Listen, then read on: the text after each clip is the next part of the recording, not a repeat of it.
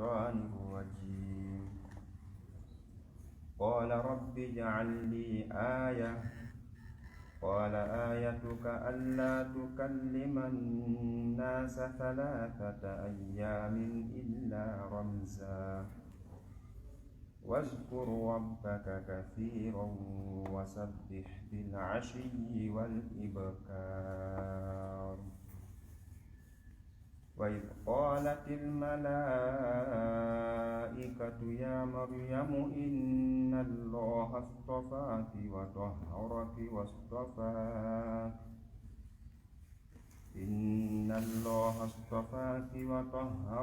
واصطفاك على نساء العالمين. يا مريم اقنتي لربك واسجدي واركعي مع الراكعين. ذلك من أنباء الغيب نوحيه إليك وما كنت لديهم إذ يلقون أقلامهم أيهم يكفل مريم وما كنت لديهم إذ يختصمون. إذ قالت الملائكة يا مريم إن الله يبشرك بكلمة منه اسمه المسيح عيسى بن مريم وجيها في الدنيا والآخرة ومن المقربين ويكلم الناس في المهد وكهلا ومن الصالحين.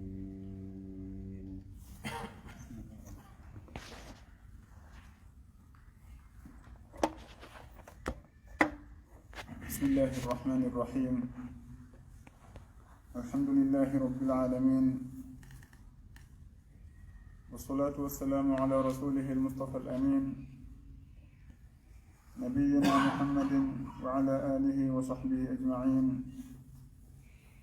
أما بعد، فيقول الله تبارك وتعالى: قال رب اجعل لي آية. قال آيتك ألا تكلم الناس 3 أيام إلا رمزا واذكر ربك كثيرا وسبح بالعشي والإبكار.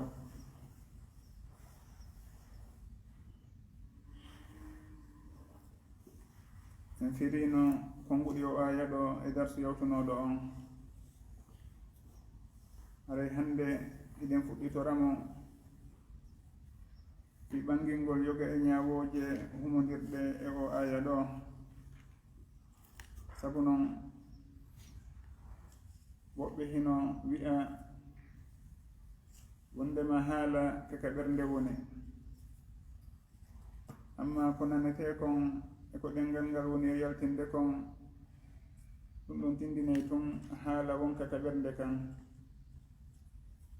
ɓe heɓɓiti baytuwol ɓe wi'i inna alkalama la fi lfuadi wa innama ju'ila allisanu ala alfuadi dalila. wo haala kaka ɓernde woni, ɗengal ngal koko tindinta tun konko woni ka ɓernde ɗon ɓangina ɗum. ɓe fandorangol konngol ɗon riwugol haala ga e allahu,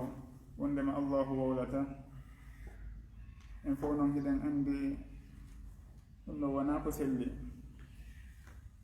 allahu sifitori yewtugol e haalugol e nokkeli buyka alqur'an. nelaɗo makko on sallllahu alayhi wa sallama siforike mo ɗum. o aya ɗo noon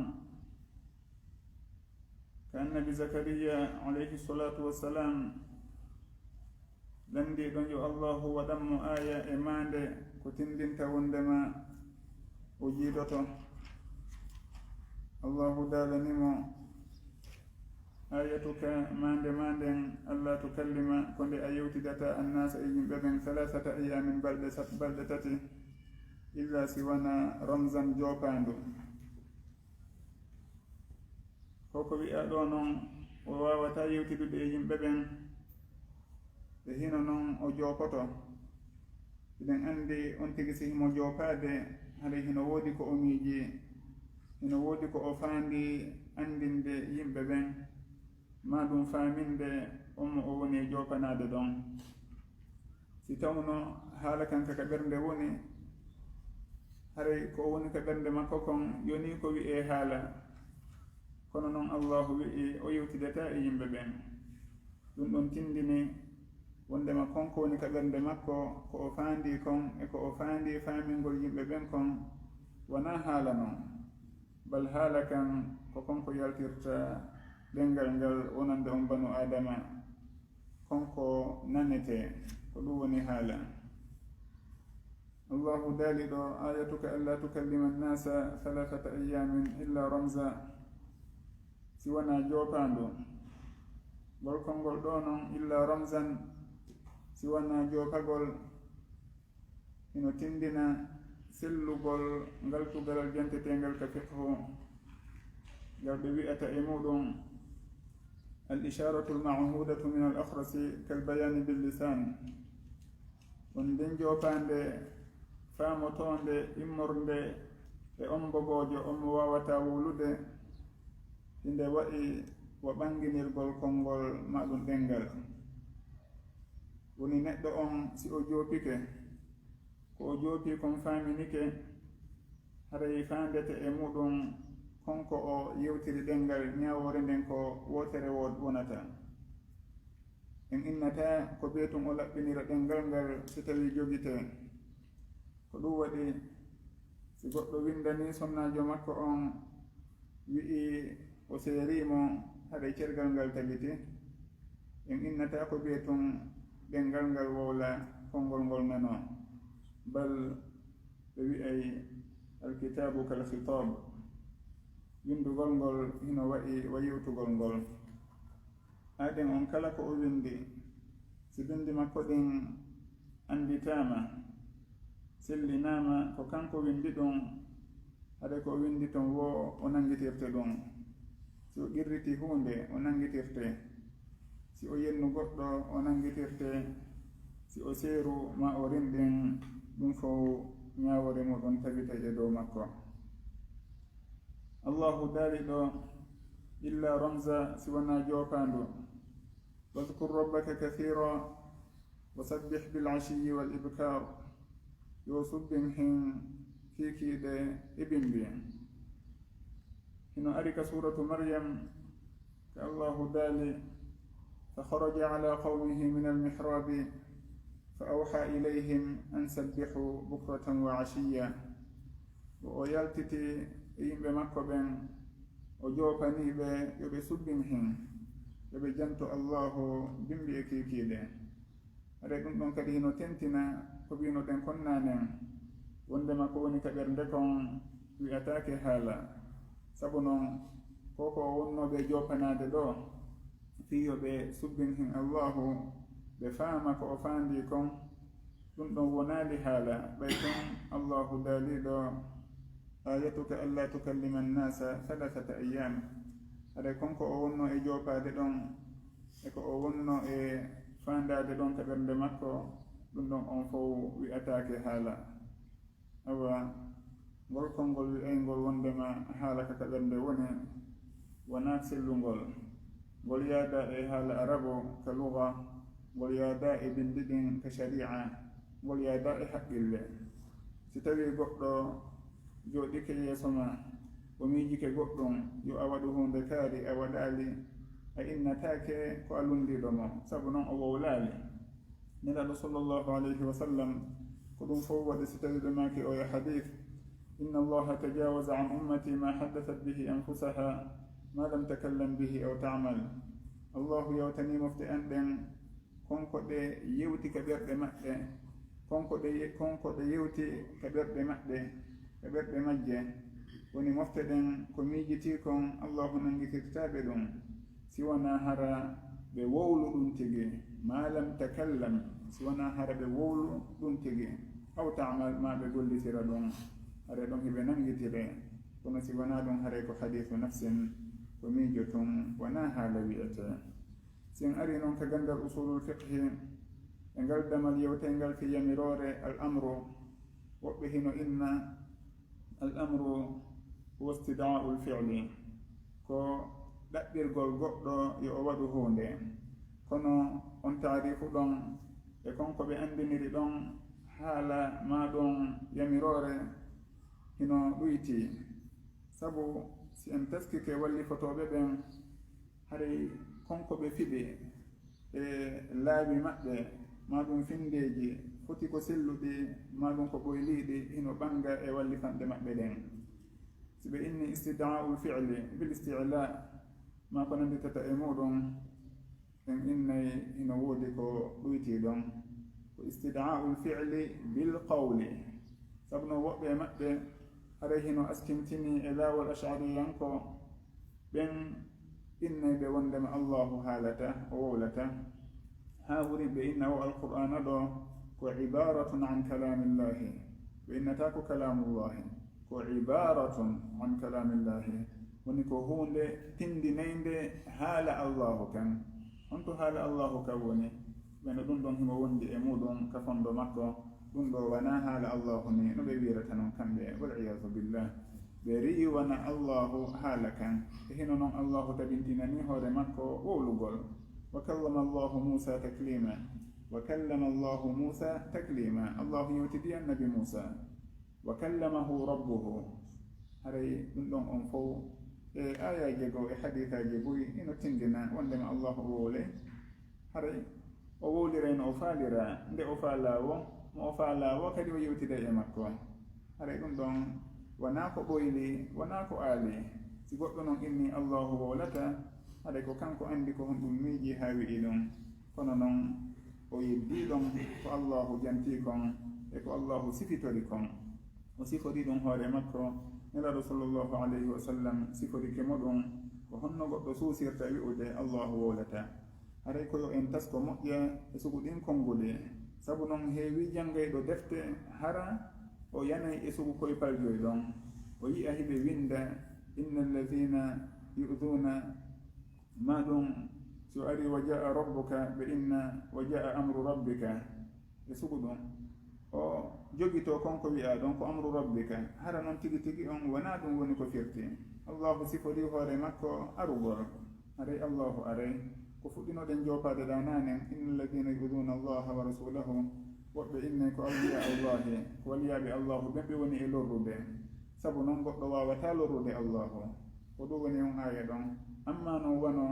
wa jaa rabbuka walmalaku saffan saffa suuɗum ɗon hino ɓangi allahu baki e hoore makko arugol ngol wondema o are goɗɗo noon inna ko wa jaa amru rabbika yamirore jooma maɗa woni ko fanda jangowo on si o taskake maɗum hara o anda suguɗin haalaji e findeji wowleteɗi hino hasika o fidira noon kanko kadi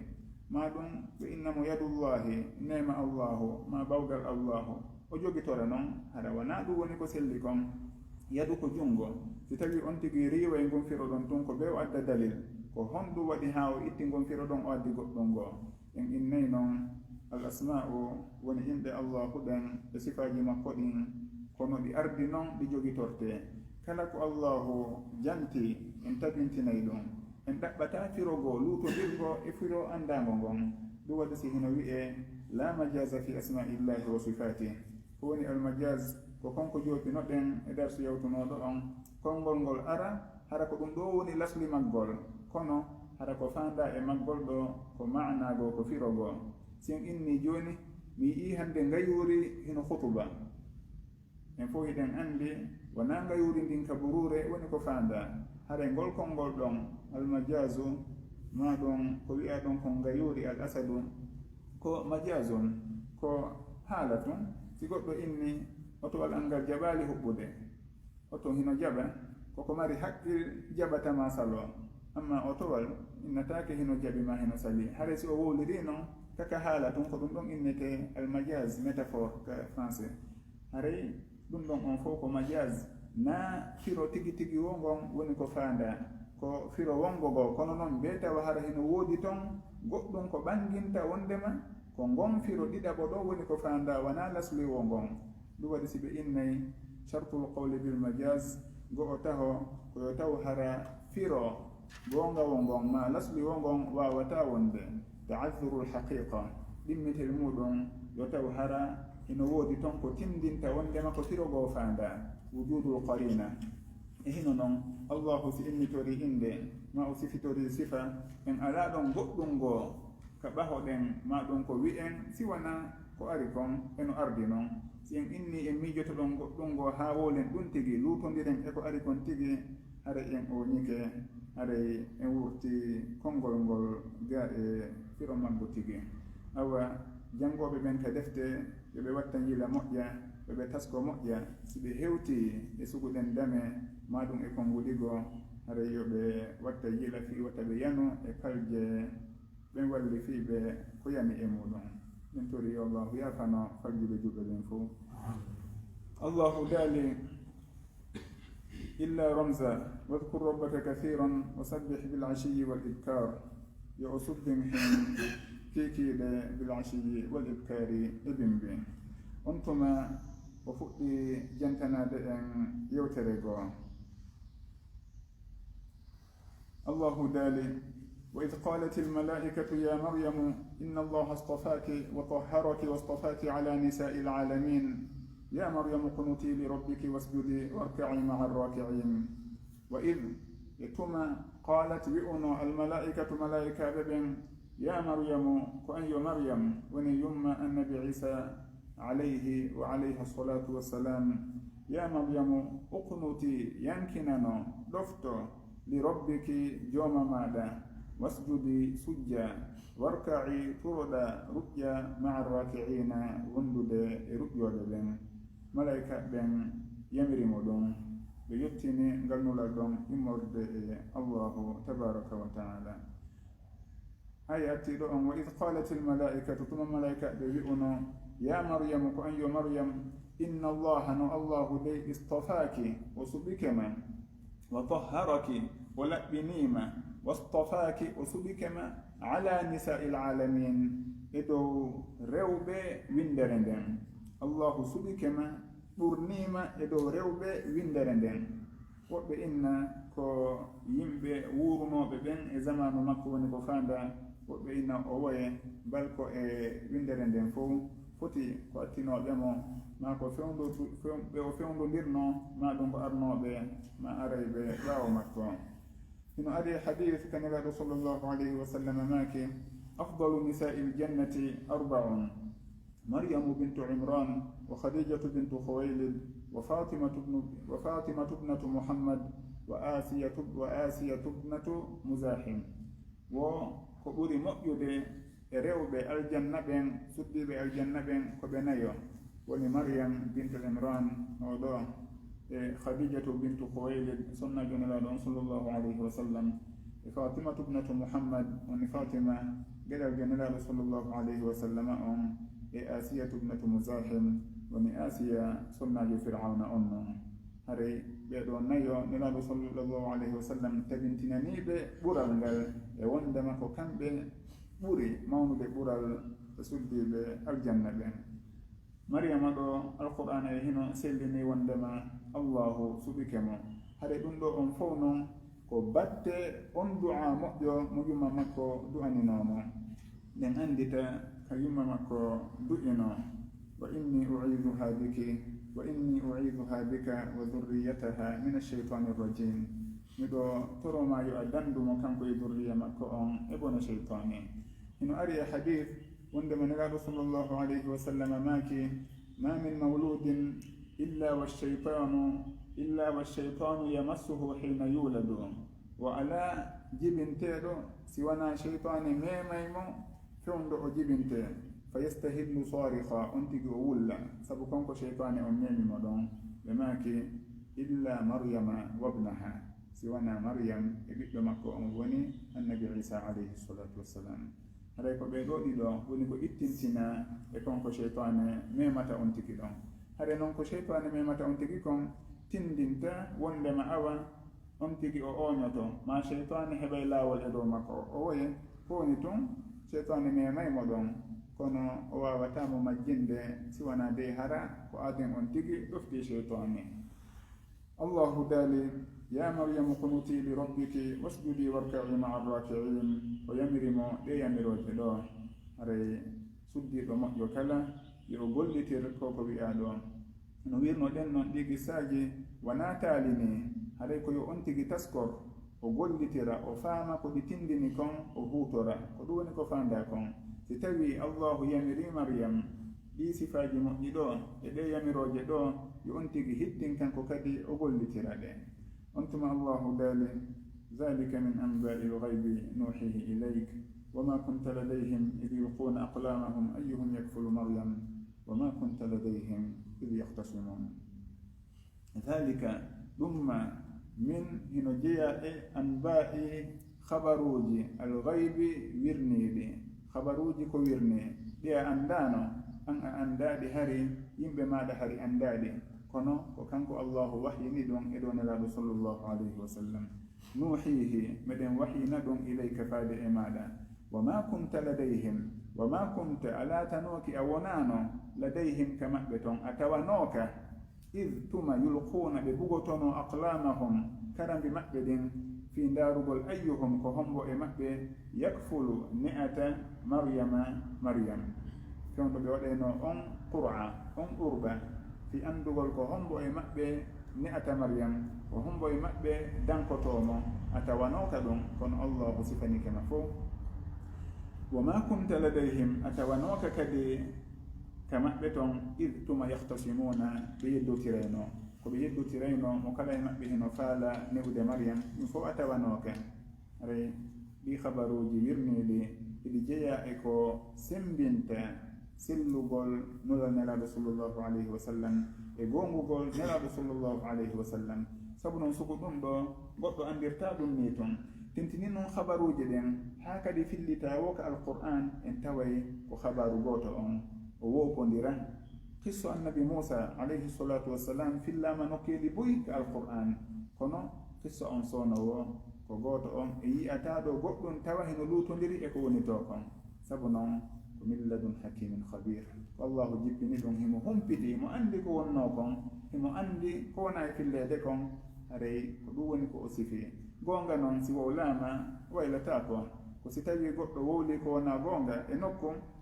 o yahoya nokkugo tawa o yejjitino ko wowluno to ma goɗɗum e muɗum o wowla goɗɗum ngo kadi haala makko kan piyodira kono wowlugol ko woni kon tigi e gonga on eko selli kon ɗum ɗo waylata ko. haray ɗum ɗo on fof hino ɓurta sembinde gongugol nelaɗo sallllahu alayhi wa sallam. tentini noon ɓen jonnanoɓe defte ɓen janngaynoɓe defte yawtunoɗe ɓe wawali riwude ko ari ɗo hay e hunde e muɗum ɓe wawali innude o e ɗum ɗo wonani woniri ɗum ɗo wona gonga ɓe wawatade kadi hay e goto wawata ko allahu tagi yimɓe ɗen himo andi koɓe woni e wadde gila ko neeɓi si o sifike ɗum ko honno goɗɗo ardata innari way ɗum wawata wonde. haɗay julɗo on yo ɓurtu hoolade jooma makko o ɓurta gomɗinde jooma makko o toroyo allahu tabintinmo e gomɗinal e peewal ha o ƴettitamo e dow muɗum. sabu noon alqur'ana on mo jangi mo taskike mo o faamimo tigi o ɓurtay gonginde allahu e gonginde nelaɗo sallllahu alayhi wa sallam. allahu daali ɗo wama kunta ladayhim id yulquna aqlamahum ayyuhum yakfulu maryam id yulquna aqlamahum ɓe inni wo ɓay tum ɓe yeddotiri mo kala e maɓɓe faalama ne'ude maryama dankomo o jiwo taweɗo ko kanko tun ala goɗɗo goo waway ɗomo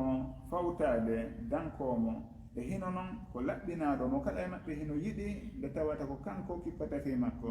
ɓe fowlotiri ɓe yeddotiri wo ɓe inni karambi maɓɓe ɗin ɗiɓe windirta ɗin yoɓe bugo ɗi ɗon e ndiyam ilojan wo karambol yawtugol wo ngol ɗon en andi jom maggol ne'ata haray maryam. karambol tabitungal wo wonde kala ndiyam ɗan ilay haɗay ko jongol karambol ɗon ne'ata maryama no ɓe fillorta noon. woɓe bugi karambi ɗin karambol annabi zakariya ngol luttiti kangol hedditiɗɗin fo yehi id yulquna aqlamahum ayyuhum yakfulu maryam. haray ɗum ɗo hino tabintina sellugol qur'a hino andina e wondema qur'a on hino jeyano min shar'i man qablana sharia attinoɓe en hiɓe ñaawitirayno qur'a woni urba si tawi hunde yanti ɓe faalama suɓade goɗɗo ma goɗɗum e hino noon hara suɓeteɓe ɓen fof hino fota ɓe waɗay urba wono ɓe waɗiri ɗo ni ma ɗum no woɓɓe warata no winda kay dihoy winda ɗon inde ɗen on tuma ɓe nayi goɗɗo ar ƴetta si o ƴetti mo inde muɗum yalti o haɗay ko on ɗon jonna ko fanda kon haɗay ko ɗum ɗon on fof woni urba ɗum ɗo hino tabintina wondema on urba ɗon on qur'a ɗon hino woduno e ɗin shari'aji sharia meɗen kadi tabintini sellugol gollitirgol qur'a wono arde noon ka haditha yumma aishatu radiallahu anha ɓe maki kana rasulullahi sallllahu alayhi wa sallam ida arada safaran aqra'a bayna nisaihi fa ayyatuhunna kharaja sahmuha kharaja biha ma'a woniraɗo sallllahu alayhi wa sallam si ɓe fokkitino safari ɓe falanoma yaltude fi setagol woɓe waɗayno ɓurɓe hakkude sonnaɓe maɓɓe ɓen ɓe nunduno hiɓe nunduno ɓe toñata hay e goto e maɓɓe ko honno noon ɓe ƴettirta oɗo ɓe naɓamo ɓe acca ɗon ɓeeɗa ɗum waɗi so tawi ɓe waɗayno urɓa ɓe daara kala mo inde muɗum yaldi e urɓa on tigi yiyata e maɓɓe ɓe naɓora on tigi aɗa ɗum ɗo sharia meɗen hino ñinni sellugol ɗum no tawa e konko wiyete min shar'i man qablana alladi aqarrahu shar'una aɗay ko sharia meɗen qirri e ɗin shari'aji yawtude en jantinoke e darsu yawtunoɗo wondema si tawi on sharia yawtunoɗo bindi meɗen qirrakimo riwali kadi haɗe ko ɓuri sellude kon wal ilmu inda allah ko wondema ko sharia ka meɗen kadi amma noon si sharia meɗen riwi ɗum tigi e ñawoje yawtunoɗe sharia meɗen bonniti ɗum haɗa gollitirtake ko mansukh ayyuhum yakfulu maryam ko hombo e maɓɓe ni'ata maryam taskoɗen ɗo ɓeɗo ɓe fof maɓɓe jomiraɓe gande e moƴƴuɓe e yimɓe mokobaɓe e hittuɓe hiɓe faala dankade kunji won ɗo zamanu meɗen ko homɓe woni wakkiliɓe dankade fay koye alyatimahoy ma ɗum fay koye ala ko dankoɗum ma ɗum fay koye mawɓe muɗum lo'i feere ko homɓe e meɗen bañi waɗugol ɗum ɓeɗo hiɓe folotirde fi waɗugol ɗum haray mo kala e meɗen yo watta yila yo andu wondema si allahu hino accimo ɗon kanko himo wuuri fewdo ɗon wona dow ɓural hay e hunde ko o mari e dow feƴƴimɓe ɓen ko honɗum kanko o mari ko ɓe alano ko honɗum o wondi ko ɓe wondano aɗay on tigi andu allahu accimo ɗon e hino noon piiji buyɗi o jarriborte si tawi himo wawi wallitade fay koye alyatimahoy ma ɗum ɓen rewɓe taway ɓe modiɓɓe maɓɓe feƴƴinino aɗay o wallito e hoore sutra e hoore teddungal e hoore laaɓal si himo andi fay kon ala baaba ma ɗum baaba en makkon hino lo'i wawata kon tambitade kanko himo mari feere yo ƴetti kon o naga kon jamde o naada kon e duɗal kakon hundeto alqur'an baraji ɗin hiɗen andi o hawtay e kon paykon ɗon kala ko paykon ko waɗi e moƴƴere sabu konko o walliti kon ɗon hara himo mari geɓal e muɗum ɗin baraji lahara ɗon allahu andi ko ha honto ɗi fotoyta ko honno ɗi mawniroyta haray ɗum ɗon ko go'o ɗimmitel muɗum ɗum ɗon hino wona sababu ko allahu moƴƴori e makko allahu renamo moƴƴo kadi e ɓeygure makko sabu on tigi si o woni moƴƴo o moƴƴike yimɓe ɓen allahu moƴƴoto e makko kanko kadi e ɓeygure makko nden e hino le o anda ko ha hondituma o wurata si tawi o ƴettitanoma kanko fewdo ɗon ko honɗum o yelantono fay koye makko to sokoy koye ko honɗum o yiɗanayno koye aɗa yo andu ɓeɗo kadi si tawi mawɓe maɓɓe attike haray ɗo hiɓe miijanino fayɓe maɓɓe ɓen ko moƴƴi hiɓe yelaninoɓe ko moƴƴi wata on tigi raɓɓinɗino ga e wallitagol ɓe walyakhsha alladina law taraku min khalfihim dhurriyatan di'afan khafu alayhim falyattaqu llaha walyaqulu qawlan sadida ɓay tummo kala yiɗatano accude ɓiɗɗo on yeeborani ma ɓiɗɗo on tooñe ma haqqeji makko jatte awa yo jogitor noon kanko kadi ɓiɓɓe yimɓe ɓen tentini noon koye kaykol ayyatimahoy haray jama on ɓurtu taskade ɗon ina woodi e alhaaliiji janteteeɗi ka bappiraaɓe daroto tooña pay koye alyatima hoy koye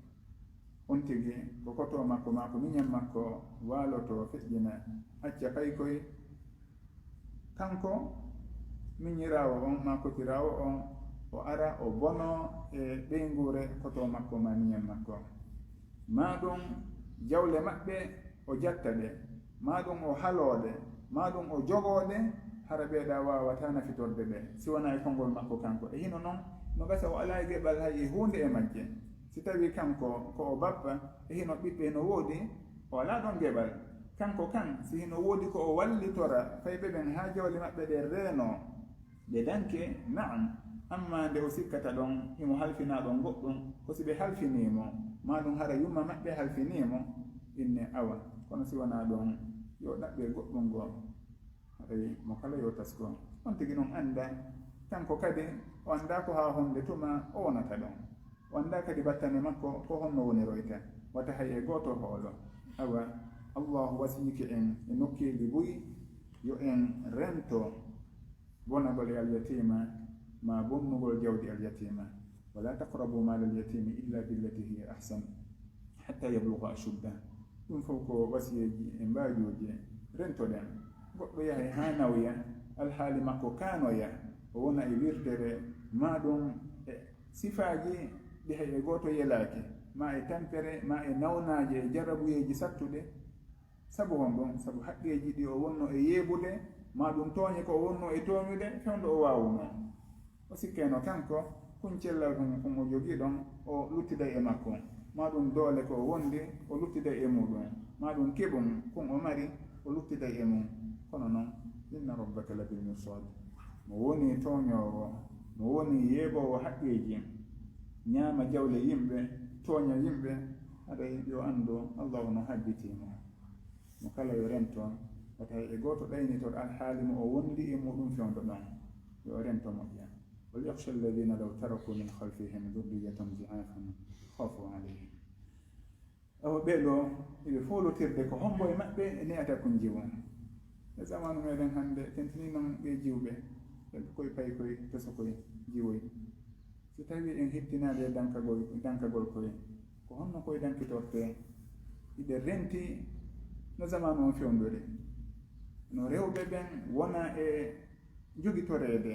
hara ko bonki tun ɓe hollete yimɓe ɓen ko faala o ko eɓe bonu tun koye rewɓe bonu tun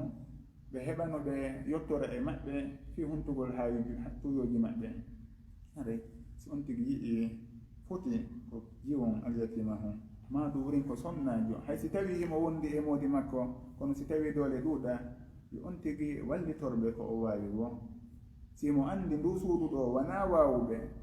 himo mari feere yo soodi saako maaro o naɓana ɓe e dow sutura hara ɓe annda wurin ko hon bona ɓe ma ɗum o sooda o enna ɓe ka boutique naɓanelan nokkel kaari watam yeeto ɓe noon ko hon bo jonni min tigi naɓa ha yewtina ko hon bo jonni min nulama to yomin addu siko nebban o soodanta ɓe siko sukkar e nooneji ko on tigi hakan jintata suudu si on yii sonnaɓe hino weƴƴiti lincoy e sera laawi haɗa hiɓe yeeya tangal hoy e gosorkoy woɓɓe e maɓɓe hino weeɓiti ɗon taabum ma ɗum jullon hino fawi ɗon tiga hoy hino yeeya koy haɗayde aadem on yo taskodi alhaaliji ma ɗum woɓɓe e maɓɓe hara hino rondi ndiyam hino doga hakkunde otooje fii tun yeeyugol on tigi ndiyam ɗembu sappo hay on tigi soodi mbuusu ko ɓe jogii kon fof ndiyam ko ɓe jogii ɗon kon fof ɗum yonantaaɓe ko ɓe ittira kooje hara noon ko ɓe dogita noon ñallangal fof on tigi si o yii suguɓen yo annditi hoore makko o anndita ɓeyngure makko mbela himo hooli kanko sonnaaɓe makko daɗay ɗum ɗo mbela himo hooli jiwɓe makko daɗoye ɗum ɗo kamɓe awa si tawi hino woodi ko wallitora ɓe yo wallito ɓe sabu noon suddiiɗo ko lo'uɗo si tawi tun o wallitaka no hasidey ka on tigi yana e goɗɗi goo boyi ko e ngal basal ɗon e ngal angal ɗon rewata ha ɗayna ma ɗum murtina on suddiɗo ɗon e hino noon on tigi si o fuɗɗike wadde sukuɗin piiji ha o wowti ko kara han o yiwirta e muɗum haɗa o ñaade waɗi bonki yaaji ɗum waɗi annditen suuɗum ɗo ayyuhum yakfulu maryam enen kadi ayyuna yakfulu l aramila wa ayyuna yakfulu l aytama wallidiren mo kala yeru muɗum on tuma allahu daali إذ قالت الملائكة يا مريم إن الله يبشرك بكلمة منه اسمه المسيح عيسى بن مريم وجيها في الدنيا والآخرة ومن المقربين إذ قالت الملائكة ثم ملائكة ببئنا يا مريم أي مريم إن الله دي يبشرك مبرتن رما بكلمة كونغول وني هونغول النبي عيسى عليه الصلاة والسلام بكلمة كونغول منه إمرغول إمكو إمرد إمكو اسمه كوني إند مكو أيوة كلمة وندو كو عيسى ونكو فاندا عليه مو ويلتني رما بيدو كو هنو on ɓiɗɗo ɗon innete ko almasihu woɓɓe inna ko mema sella sabu noon hari himo arsika himo okka nema e aya wondema si o memino nawnuɗo on tigi o sellay o ndikkay ɗi waɗi so tawi woɓɓe inna almasihu ko mema sella almashu e haala arabu ko memugol foti on tigi ko junngo memiri ma ɗon harawrin ko leydi ndin o woni e taƴude o yaha haɗa no ɗuuɗi ka o yahata haɗa ɓeyne on ɗon kadi yamsahul arba himo mawla leydi ndin maɗum himo mema leydi ndin sabu yaadu makko ismuhu lmasihu isa ko isa ibnu maryam ko yumma makko o askina e muɗum wona goɗɗo goo sabu noon o wala baaba ismuhu lmasihu isa bnu maryama wa jihan ko o tedduɗo ko o jonjaahu fi dunia ka aduna wal akhirati e kal akhara wa min almuqarrabina koye ɓatnitaɓe ɓen ɓattinaɓe ɓen ɓadiɓe allahu ɓen o tawa kadi wa yukallimu himo yewtida annasa yimɓe ɓen fil mahdi ka mboofu ko woni al mahdu ko on nokku ka boobo muynowo waɗete ka wofoto ɗon haɗay ko ɗum ɗo woni ko jantaɗo ka o woni penuhum ɗon himo yewtida e yimɓe ɓen wa kahlan e ka o woni ñaakima ɗon woɓɓe inna ƴaɓƴormaajo ko wiyete al kahlu ko ɗum woɓɓe firtata ka pulat woni on wonɗo hakkunde fay ko yaagal e nayewu ma mangu ɓe innayi si o ɓadni duuɓi 40 haray hemo e fi marhalatil kuhula woɓɓe inna ko gila duuɓi 33 innete alkahlu haray ko faandiɗen ɗo o wondema on tigi ko hakkunde fay ko yaagal o woni e hakkunde mangu wa kahlan wa min as-salihina himo jeeya e moƴƴuɓe ɓen hade o yewtida e yimɓe ɓen ka woni boobo ɗon o yewtidoya e maɓɓe kadi o waajooɓe yottinanulal allahu e maɓɓe ka o woni njano ɗon o fewndoto ɗon ka alkohula ka o wonata ƴaƴƴormaajo ɗon ka o yewtidi e yimɓe ɓen ɗon ka o woni boobo ɗon no anndirɗen noon ka suratu maryam fewndo maryama arduno e on boobo honno maryama ardute o boobo o alaa moodi o anndiraka so hay e hunde ko laaɓuɗo ko honno eɓe landi kemo ɓurimɓe fuɗɗi ɓari ndaade ya maryamu laqad ji'ti shay'an fariya ma kana abuki imra'a saw'in wa ma kanat ummuki baghiya fa asharat ilay o joopi e mari o joopi e boobo on o joopi boobo on sappi boobo on ɓe wi kayfa nukallimu man kana fil mahdi sabiya ko honno men yewtidirta e boobo on wonkon kam boofu وقال إني عبد الله آتاني الكتاب وجعلني نبيا وجعلني مباركا أينما كنت وأوصاني بالصلاة والزكاة ما دمت حيا وبرا بوالدتي ولم يجعلني جبارا شقيا والسلام علي يوم ولدت ويوم أموت ويوم أبعث حيا بابا ممكنهم فونا بنعلي ويكلم الناس في المهدي ka o woni penuhum ɗon himo yewtida yimɓe ɓen wa kahlan si on janɗoyi kadi o yewtido e maɓɓe o yottinanulal allahu faade e maɓɓe wa min as-salihin ko o jeeyaɗo e moƴƴuɓe ɓen aɗa hino du'a jaabiɗo on wa inni u'iduha bika wa dhurriyataha min ash-shaytani rrajim wa min as-salihin kanko o du'ani noke maryama e geɗal ɓe maryama ɓen e hino geɗal ɓe maryama on du'a on o hewtima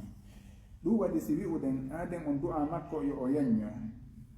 hay wurinka suratul kahfi to kumpay kon maɗon kon alyatimaɓe ɗiɗo ɓe allahu janti fi muɗum wa mal jidaru fa kana bi ghulamaini yatimaini fi madina wa kana tahtahu kanzun lahuma wa kana abuhuma saliha fewndo alkhadir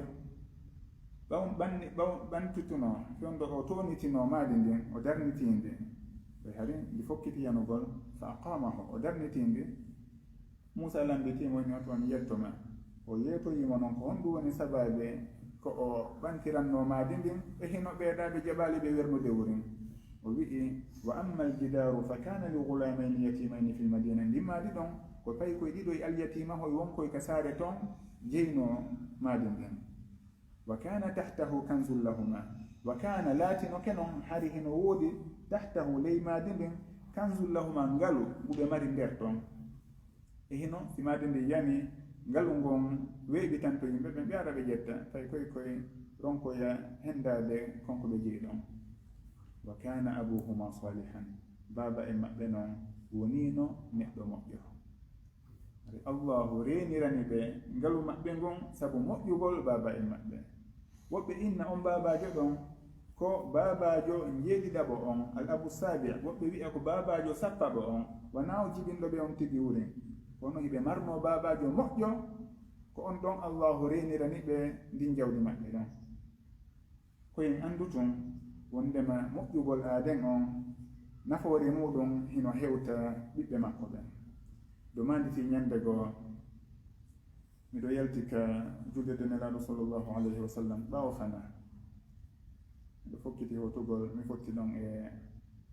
makobajo jiyaɗo e leydi ndin ɗo wiyeteɗo lamin ñam yo allahu yoɓirmo moƴƴere mo allahu jonni hikma kañum kadi min fotti ɗon ko yaasi miɗen anndirnoɓay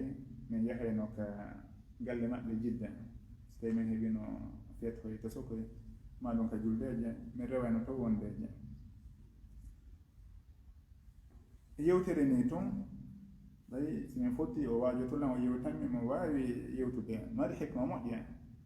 o inninmi hey wota sikku moƴƴere nde wonduɗa nden e ko jogiɗa kon ta sikku wondema ko tinnarema e nani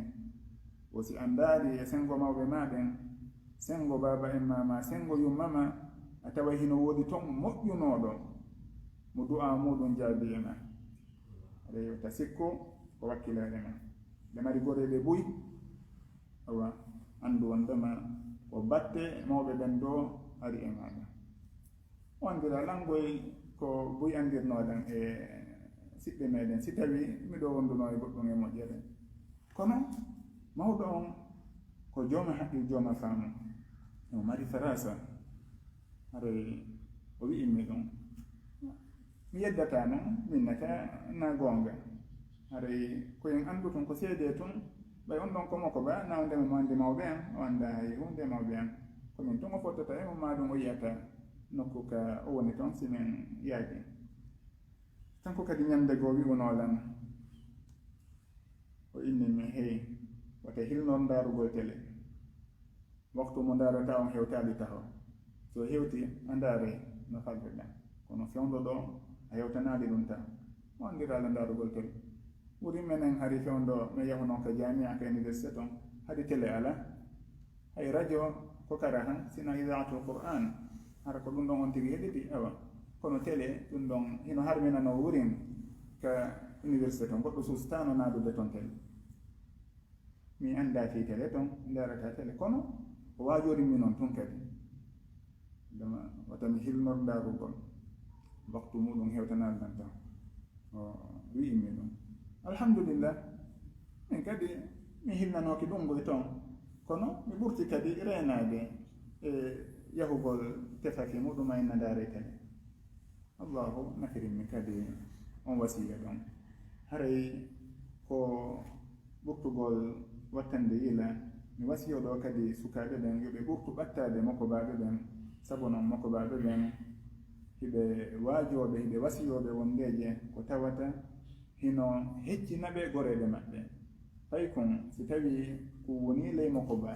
maɗum ko woni ley moko kon wondi e moko ba jooma faamu si kon feƴƴito goreɓe makkon boyi awa yo sukaɓɓen ɓurto ɓattade mawɓe ɓen hara ɓe hilnaki ton aduna on e dogangol ɓeɓɓere ha ɓe yejjita ɓattagol mawɓe ɓen sabu noon ko ɓe heɓata kon e mawɓe ɓen ɓe heɓirta ɗum defte ɓe heɓirta ɗum goreɓe maɓɓe ɓen haɗa goɗɗi ɗen ko mawɓe ɓen e makko baɓe ɓen ɗi heɓorta en codi allahu arsiku en ko nafata en hande e janngo wa yukallimu nnasa fi lmahdi wa kahlan wa min alsalihin awa o bobo ɗo woni isa no allahu woni okkude maryama on ko e moƴƴuɓe ɓen o tawa du'a u jaabiɗo e dow yumma makko e dow geɗel yumma makko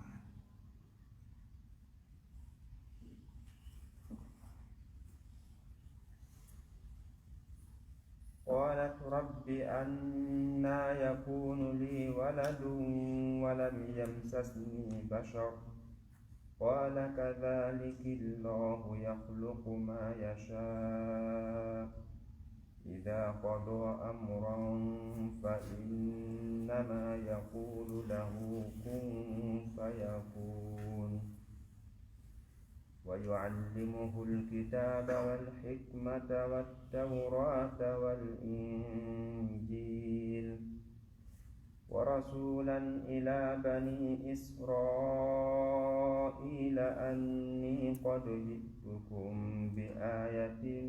من ربكم أني أخلق لكم من الطين كهيئة الطير فأنفخ فيه فيكون طيرا بإذن الله وأبرئ الأكمه والأبرص وأحيي الموتى بإذن الله وأنبئكم بما تأكلون وما تدخرون في بيوتكم إن في ذلك لآية لكم إن كنتم مؤمنين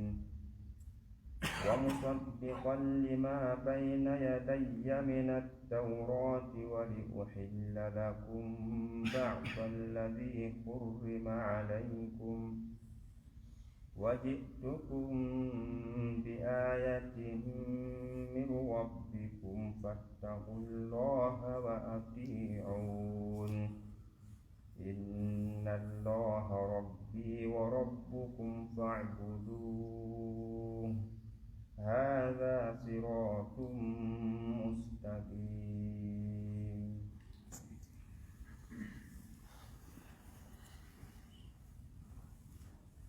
هذه آية جدو الله دالي قالت رب أنى يكون لي ولد ولم يمسسني بشر قال كذلك الله يخلق ما يشاء إذا قضى أمرا فإنما يقول له كن فيكون بي ملائكة بيبتنري مريم أو بوبو mo allahu manti fi muɗum maryamu ngalɗi o yiɗi robbi kanjo jooma an woɓɓe inna ko malaika jon o wonno e yewtude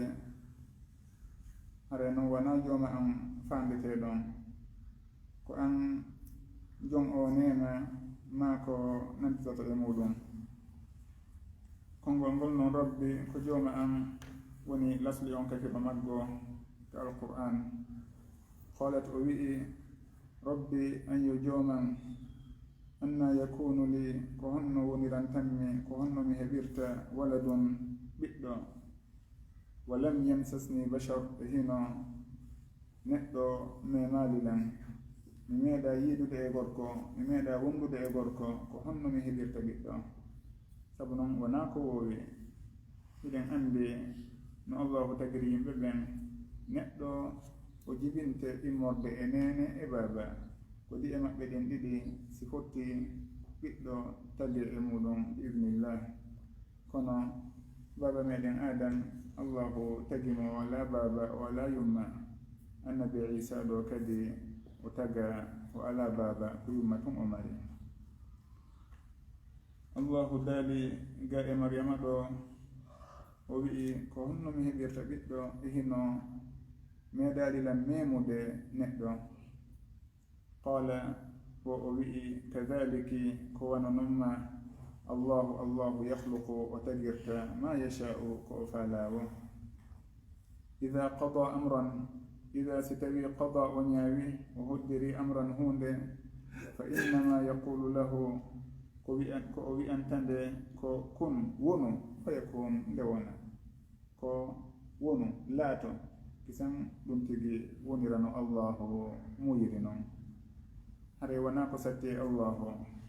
wa qad khalaqtuka min qablu wa lam taku shay'a o tawi on tigi hari na o hay e hunde hay e goto e meɗen fewndo ɗo tanirawo muɗum jowaɓo wodaka taho haray fewndo ɗo ko fus. kono allahu si tawi dumini jurol on tigi e geɗalɓe on tigi o heɓoya ɗon tanirawo hara noon lam yaku shay'an mazkura e hunde on tigi wonano lam yakun shay'an mazkura. maryamu landiti ɗum ɗo allahu ma ɗum malaikaji on jaborimo ni o wi'i wa yuallimuhu o jannamo alkitaba deftere nden walhikmata e ñeeñal o hokkamo gandal wattawrata o andinamo deftere tawra woni konko jippinano e annabi Musa alayhi salatu wassalam wal injila e deftere injil ko allahu jippinta kon e dow annabi Isa alayhi salatu wassalam. wa rasulan ko o nulaɗo kadi allahu waɗaymo nulaɗo ila bani israil faade banu israil woni ɓiɓɓe annabi yaquba alayhi salatu wassalam ɓen ɓe annabi Musa alayhi salatu wassalam nulano e muɗum. anni no jeeya noon e ko o nulirte kon e maɓɓe ko wondema min dey qad gongi ji'tukum mi addani on bi ayatin aya min rabbikum immorde ka jooma moɗon. woni o addaniɓe aya e mandeji sembinayɗi annabankaku makko e nulal makko. ino jeeya e majji anni no min akhluqu lakum mi taganay on ma ɗum mi mahanay on ma ɗum mi mbaadinanay on woni waɗunay ɓe mbaadi yusawwir. akhluqu lakum min attini immorde e loopal ma ɗum ko loope ɗen o ƴettata o moƴƴina ɗe o maha ɗe haa ɗe wa colli. akhluqu lakum miɗo mbaadinana on ma ɗum miɗo mahana on ma miɗo tagana on. haɗa noon tagugol ngol nano allahu tagirta noon eɗen anndi hay e gooto nannda e allahu kakuuɗe hay e gooto kadi wawata moƴƴinde hunde tawa hay e hunde e mayre woodano ko si tawi hunde eno woodi on tigi ƴetta ɗon moƴƴina piihoy. haɗa annabi Isa ɗo kadi ko loope ɗen o ƴettayno o moƴƴina waɗa ha nanda e sondu. akhluqu lakum min attini ka hay'ati wono mbaadi at-tayri colli fa anfukhu mi wutta fihi e nder ndimbaadi ɗon e konko mi moƴƴini ɗon fa yakunu ɗum tigi laato ɗum wona tayran colli bi idnillah e ɗugaye allahu. wa ubri'u mi sellina mi dikkina al akmaha woni on tawayɗo ko bumɗo ko noon o jibinira ko honno wirton ɗum cheikh Souleymane emi firanano ɗo ko noon yejjiti konngol ngol ko honno al akmaha aɗa somi anditi en wallidira inchallah. wal abrasa e barasunse ko woni albaros ko nawnare heɓayde gurindi nangayde neɗɗon ka guri makko woɓɓe inna ko wiyete kon ɗamajan dohon siti kono noon ko nawnare ɗo nangayde gurindi ɗen tori yo allahu hisimma nawno ɗo wo yo allahu dikkimmo. wa ubri'ul akmaha wal abrasa e barasunse on mo guri muɗum nawne hara o mawlaymo tun o ndikka guringi artira no haniri no labira. wa uhyi miɗo wurnita almawta mayɓe ɓen bi idnillah ɗum ɗo on fof noon koye dugaye allahu mi warrata ɗum wona mbawdi an ko allahu woni e wadde ɗum tigi kono haray min ko sababu o waɗinmi e mum. wa uhyil mawta bi idnillah wa unabbi'ukum miɗo yeeto on bima ta'kuluna konko ñaamoton wa ma taddakhiruna e konko maritorton fi buyutikum ka cuuɗi moɗon. mi yeeto on ko honɗum ñaamuɗon ko honɗum luttinɗon ton. ɗum ɗon kadi allahu andinimo hara o wawayde humpitude. inna fi dhalika hino e ɗum noon la ayatan aya lakum wonande moɗon wonande on in kuntum si on laatike mu'minina kon gomɗinɓe. wa musaddiqan hare noon komi ardi kon kadi ko gonginɗo maɗum ko gonginirɗon lima konko woni bayna yadayya yeeso an woni ko woni yeeso an kon maɗum ko attinolan kon e o tawrata min attawrati wali uhilla lakum e fii kadi yomi daginan on ba'da yoga e konko alladi hurrima ko harminano alaykum e dow moɗon. sabu noon hino woodi ñaameteeji harminanoɗi e dow banu israil. no allahu daaliri noon wa ala alladina haadu harramna kulla dhi dhufur wa min albaqari walghanami harramna alayhim shuhumahuma illa ma hamalat dhuhuruhuma aw alhawaya aw ma ikhtalata bi'adm dhalika jazaynahum bibaghihim wa inna lasadiqun. sabu bewre maɓɓe nden ɗum ɗon harminirano e dow maɓɓe ñaameteeji yogaji harminano e dow maɓɓe. wo noon min mi ari mi daginanayi on yoga e konko harminano e dow moɗon sabu ko allahu yamirinmi ɗum. allahu ko faala o daginay ko faala o harminay. hare neɗɗo on kanko ko waawi ma ko o mari ko wodanimo ko ɗoftagol ko yamira kon o waɗa ko daginana kon o ƴetta ko harminana kon o rento. wa ji'tukum mi addani on bi ayatin aya min rabbikum immorde e jooma moɗon fattaqullaha haray hule allahu wa ati'uni ɗoftoɗon mi. inna allaha no allahu dey rabbi woni jooma an wa rabbukum woni kadi jooma mon fa'buduhu rewe mo. noddugoɓe faade tawhid ɗum ɗo woni noddanɗo annabaɓen fo. hada ɗum ɗo siratun ko laawol mustaqimum feewugol. o aya ɗo himo mofti yoga e toɓɓe si en wawi ɓanginde goɗɗum e muɗum ɗon. koko annabi isa alayhi salatu wassalam wona e nulirede ɗo eko o wona e sembinirede kon. karama koɓɓen hiɓe janti e muɗum feji boy e misal ka waynata ɗo wa uhil mawta mi wurnitee mayɓe ɓen woɓɓe inna wurnituno yimɓe 12 maɗum suguno maɗum ko sondunone kaari wonno ko moƴƴinantaɓe.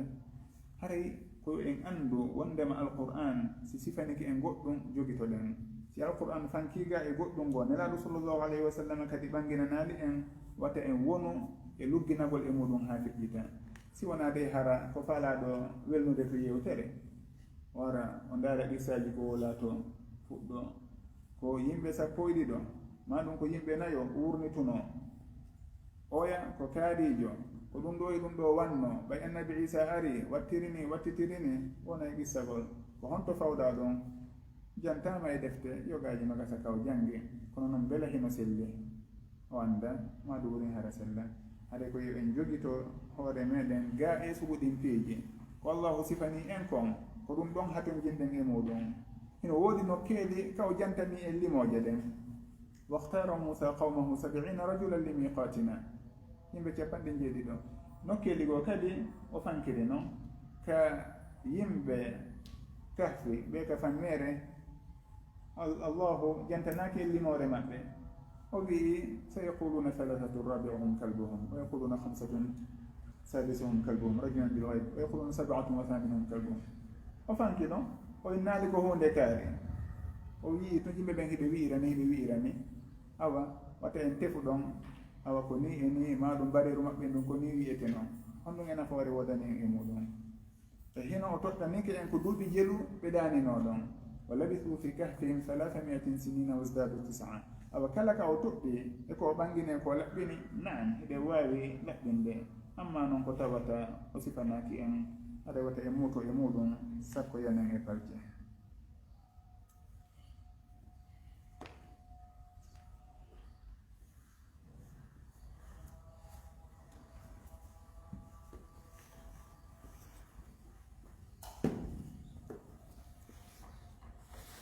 Allah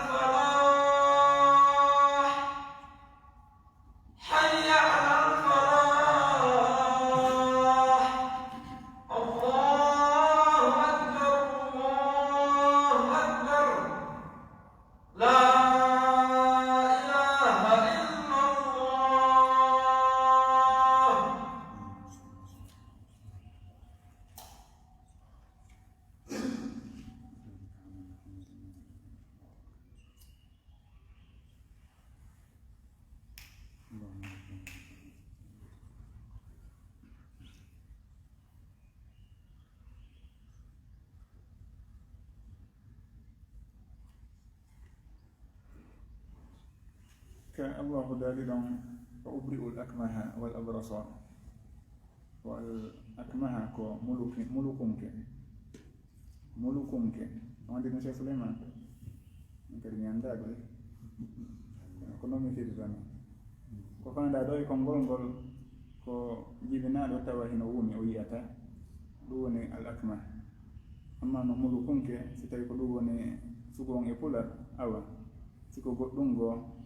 aɗa mi anda ko fanda kon ɗo ko jibinaɗo hino wumi cheikh hasan andi mulukunke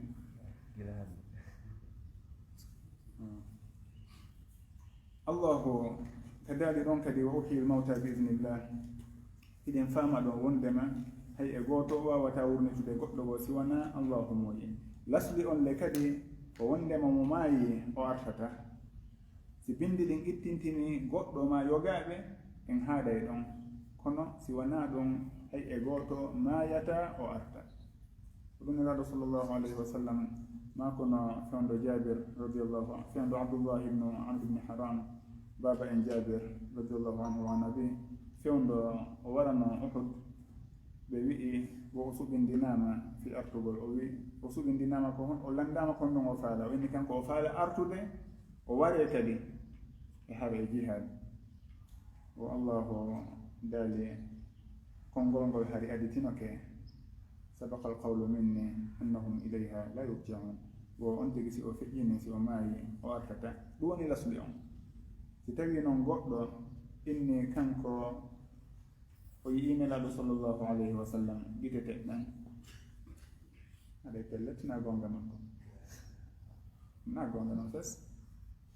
ɓayna wanna baajo nelaɗo sallllahu alayhi wa sallam feƴƴini o inni kanko o yiiɗo bawɓe feƴƴinde na gonga fes no en innata noon o yiyali goɗɗum ceetane no wawi mo waylanade mbaadi aɗa inna komi woni nelaɗo ɗum ɗo e ɗum ɗa o hoolo tawi ko jarribaɗo o hoolo ɗum ɓoyna o yii nelaɗo sallllahu alayhi wa sallam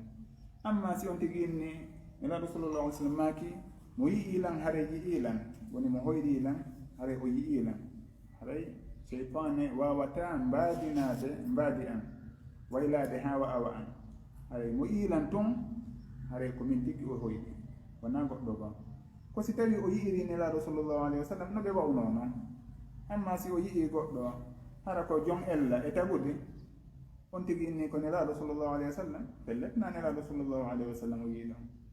si cheytane kadi waylanike goɗɗo ari innimo komi woni nelaɗo ma komi woni kaarijo ma komi woni baba e maɗa feƴƴinnoɓe na gonga fes on tigi si o hoolike ɗum haɗa o jarribama toon aɗa wata e goto ɗayno en wo uhil mawta bi idnillah lasli on tigi wartata ko woɓɓe wiyata wondema mawɓe nelaɗo ɗon sallllahu alayhi wa sallam allahu wurnitinoɓe ɓe silmi on tuma ɓe maayi kadi honta ɓe tippi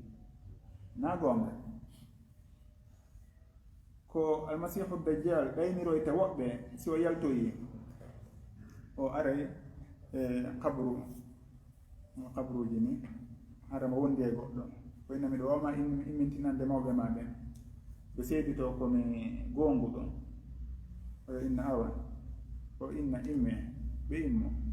ɓe na ɓiɗɗo amen gongin o gonɗinmo jokkumo ko gonga o woni har ko cheytaneji wayli mawɓe makko ɓen ɗi waylo ɗi wolanamo ɗum si tawi ko jade boraɗo fitna on tigi jofta almasihum dajjal wala iyadu billah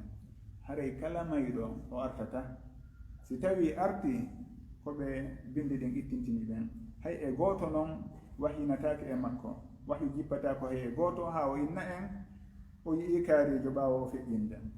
o woɓɓe kadi fiɓata konko ɓe innata réincarnation won tigi si o maayi ruhu makko on yahay wontoya e colli maɗum arta e mbaadi mummonte wonde kaari makko waytatano fof na gonga on tigi si o maayi kanko e ruhu makko fof ɓe yehi ɓe artata aray ko andugol sugu ɗum ɗon wata en ɗeynito hay hunde eko wolay ɓe wolata si tawi goɗɗo addi on fillaye ka bouhari to wondema mo yi ilan o yi aylan en inna yo rutto e hadditaji fensituɗi ɗin o ande ko ndu woni ko fanda aray ɗen toɗi allahu hawde ndin e sowaba o danda en oñade o danda en fitinede ka dina meɗen e ka aduna meɗen wallahu taala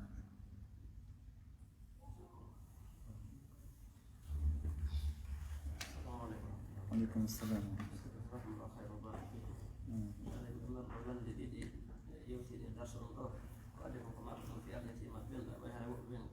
jawle ɗen tigi joni jogui kalis on magasin ɗi ɗin bitikaji ɗin aray porta woɓɓen ka sen fof hono ka leyɗe hono ka min noppiɗe ko haare wona jawle kono ko leyɗe ɗin aray on ɗum monsieur toon ɓe tawata no gasa no wuuri rewino e muɗum ma no andi rewi e muɗum aray ɗin muɗum ka annduɗaɗo koye addimo hoto kitaba te noon allah jantoɗe ɓe yetto wal injila te ko injila on jippina e annabi isa alayhi salatu wassalam aray ko ɗum no famatuno e ko kitaba on ɗum afifun on e ko jasakumllah khairan assalamu aleykum wa rahmatullah بسم الله الرحمن الرحيم الحمد لله رب العالمين والصلاة والسلام على رسول الأمين وعلى آله وصحبه أجمعين وبعد بلندتي فيك اليتيم هذا هذا ستوي وجولة وأجنا ونمبولي ما فلاسيجي مغازينجي نعم لأن عندي دغنتاكو هي إغوتو ينوغل إدون دون ها يبا حقي اليتيم بيبي ستوي نونكو بانو ليلي ما تشولي هذا كو هنو ونرتكدي فوكو غوتون دون si tawi ko leyɗe ɓe acci siko cuuɗi e galleji fof ko kamɓe jeeyi kamɓe e yumma maɓɓe en si tawi yumma maɓɓe hino wooda ma ɗum ronayɓe ɓen aray ko kamɓe jeeyi konko acca ɗon fof joni noon ɓe ndaara toon ko honno ɓe sendirta no sendore nden wi'ira noon ko sharia hara hay e goto toñaka aɗa fof ko gotum ɗon woɓɓe noon saabu bewre maɓɓe koto maɓɓe ma miña maɓɓe feƴƴina acca suddiɗo ɓe inna si tawi suddiɗo on jaɓali ɓe tiggitamo ɓe yaltinemo ka galle ma ɗum o hendata ko hunde kaani hombo halfinma ɗum hombo innuma ɗamari ɗon gelal sakko fewja e muɗum ko hombo jonnuma haqqe daragol e dow on suddiɗo ɗon dewa e dow makko aɗa yo on tigi watta yiiɗa allah no wawi ƴettitude ɗon kanko kadi aɗa mo kala yo reeno on tigi hula allahu reeno e haqqeji ɗin awa koyen andutu wondema kala ko gorkon acci haɗa ko ɓe fookafi kamɓe nonoɓen ɗum fof foti ko jawle waliɗe ma ɗum ko leyɗe e ko nanditata e muɗum wallahu taala amma landal ɗiɗaɓal ngal fika wa yuallimuhu lkitaba hino jantorike wal injila ko sakkitode haɗa en muñitoto jabagol ɗum ɗon ha e darsu arowo on haɗa mi ɓurti yurnitade inchallah no gasa ɓurten heɓude ko laaɓi ema kuli karama ko wallahu taala oɗon faalaade ka lamdal anoɗa nowodi e men ɓe tawata rewi e muɗum wona no andi musidɓe men rewde e muɗum haɗa ɓe waali kene e jawɗe ɗe ma ɓe waali e leyɗe haɗa ko honɗum ɓen ɗo wasiyete kala annduɗo tooñuɗo alyatima ma tooñuɗo ronayɓe o haali leyɗe maɓɓe ma ɗum o ronkiɓe jonnitude haqqeji maɓɓe si tawi on tigi hino anndi waɗunoɗo ɗum yo o waajomo o wasiyomo andintinamo si himo mari laawol muɗum kono ko hanuɗen anndude ko hay e gooto newnantake fankugol hara himo waawi haɗude on toñowo ɗon toñowo on ko ɓe o andine keerol makko innata e oɗo de ko kanko woni mawɗo hoɗo ngon ma ɗum oɗo woni bappa maɓɓe ma baba maɓɓe mawɓe mene men uftata ko o woye kala toñuɗo on tigi ko ɓe o andine o tooñi o hanne ka o hani haadude ɗon si tawi yimɓe ɓen fankiri noon tun ɓe deƴƴiri noon eɗen tooñe hiɓe tawa e tooñe ɗen lorra ko waɗi wo hiɓe tawa e muɗum haray hay e gooto newnantake fankirgol noon ha jawle alyatima e haqqeji maɓɓe yeeɓe ha rewɓe ɓe moodi muɗum feƴƴini tooñe ɗum ɗon on fof goɗɗo newnantake ɗum si tawi o waaway awa si wonaɗi yoɓe yahu ka laamu ɓe anndina laamu ngu woniri ni laamu ngun kañum waɗa golle muɗum kono deƴƴirgol noon tun accida tooñowo e tooñe muɗum o yeeɓa haqqeji hara noon hiɗe waawi haɗude ɗum o woye ɗum ɗon gasirta noon wallahu taala